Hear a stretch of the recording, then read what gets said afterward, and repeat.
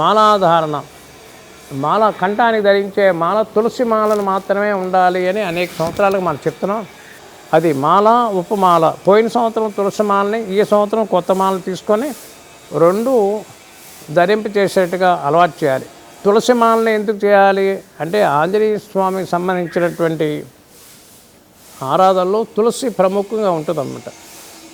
ఈ తులసి అనేటువంటి మాల కంఠానికి ఉన్నట్లయితే, ప్రతిరోజు స్నానం చేసినట్లయితే లోపల ఉండేటువంటి ఆ కంఠంలో ఉండే మాలకి ఉంటే ఆ నీరు వెళ్ళి శరీరాన్ని తాకి ఆరోగ్యం చేకూరుతుంది అని మనకి శాస్త్రం చెప్తుందన్నమాట.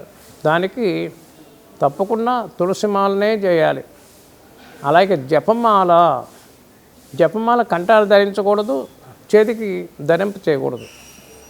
ఇది గుర్తుపెట్టుకోవాల్సిన అంశం. చాలా కొన్ని ప్రాంతాల్లో చేతికి పెట్టుకుంటున్నారు, కంఠం మెల్ల వేసుకుంటున్నారు, అలా వేయకూడదు.